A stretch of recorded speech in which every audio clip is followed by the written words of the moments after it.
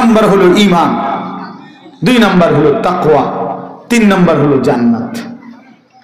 ঈমান এবং তাকওয়া বান্দা বুঝায় দাও, আল্লাহ বলে জান্নাত আমার থেকে বুঝে নাও। উইদ্দাত লিল মুত্তাকিন, আমি বানায় রাখছি জান্নাত মুত্তাকিদের জন্য। ইন্নাল মুত্তাকিনা ফি জান্নাতি ওয়া উয়ুন, আল্লাহ বলে নিশ্চয়ই মুত্তাকিরা আমার জান্নাতেই থাকবে, ঝর্ণা ধারায় বেষ্টিত থাকবে।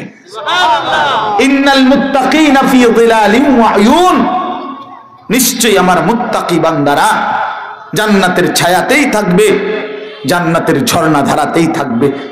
ইন্নাল মুত্তাকিনা ফি মাকামিন আমিনিন, আমার মুত্তাকি বান্দারা নিরাপদ সম্মানিত জায়গা জান্নাতের মধ্যেই থাকবে। এরকম বহু আয়াত বারবার বলছে আল্লাহ বাঁচান।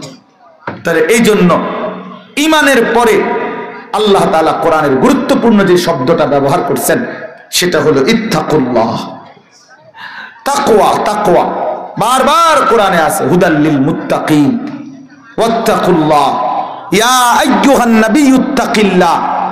আমার দারুল আরকামের শায়েখ, সারা বাংলাদেশের মুরব্বী, হেফাজতে ইসলাম বাংলাদেশের যিনি সংগ্রামী মহাসচিব আল্লামা শায়েখ সাজিদুর রহমান দামাত বারাকাতুহুমুল আলিয়া, গত 14 তারিখ ডিসেম্বরের আমার মাদ্রাসায় মাহফিলে বয়ান করছিলেন। আমি হুজুরের পাশে ছিলাম।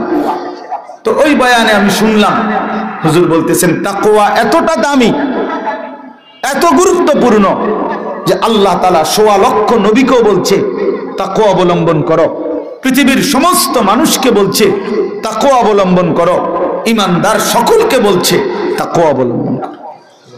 কোরআন শরীফে আল্লাহ বলছেন ইয়া আইয়ুহান নাবিয়্যুত্তাকিল্লাহ, হে নবী তাকওয়া অবলম্বন করেন। কোরআনে আল্লাহ বলছে ইয়া আইয়ুহান নাস ইত্তাকু রাব্বাকুম, হে সমস্ত মানুষ তোমরা আল্লাহকে ভয় করো, তাকওয়া অবলম্বন করো। আর কোরআনে এই যে বললেন আল্লাহ ইয়া আইয়ুহাল্লাযীনা আমানুত্তাকুল্লাহ, হে ঈমানদারগণ তাকওয়া অবলম্বন করো। তাহলে তাকওয়া এতটা গুরুত্বপূর্ণ, যেই হুকুম আল্লাহ নবীদেরকে করছেন, যেই হুকুম আল্লাহ পৃথিবীর সমস্ত মানুষকে করছেন, যেই হুকুম আল্লাহ তাআলা ঈমানদারকেও করেছেন। তাহলে আমাদের জীবনে ভাইয়া তাকওয়া গুরুত্বপূর্ণ। এখন কেন এই তাকওয়া এত গুরুত্বপূর্ণ কেন? ভাত তরকারির জন্য না, দুনিয়ার জন্য না, দুনিয়ার জন্য না, আখিরাতের জন্য, পরকালের জন্য লাগবে।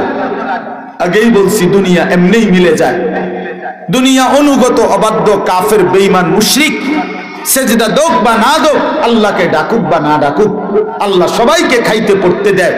কিন্তু আল্লাহর কসম ছেলেরা, বাপ আমি যদি তোমার কাছে গিয়ে বলতে পারতাম, তোমারে যদি বুকে জড়াইয়া বলতে পারতাম যে মনে রেখো আল্লাহর নাফরমানি করে এই যে সেজদা দাও না, এই যে নামাজ পড়ো না, এই যে হালাল খাও না, এই যে হারামের মধ্যে ডুবে আছো তোমরা যারা, নারী ছবি নাচ গান অসভ্যতা অস্থিরতা উলঙ্গতা ছাড়া তোমাদের জীবন কাটে না, আল্লাহর কসম আল্লাহর কসম আল্লাহর কসম আখিরাতে মৃত্যুর পরে এই নাফরমানি জিন্দেগি নিয়ে যদি কবরে যাও আর কোনোদিন পরকালে এক ঢোক পানিও মিলবে না।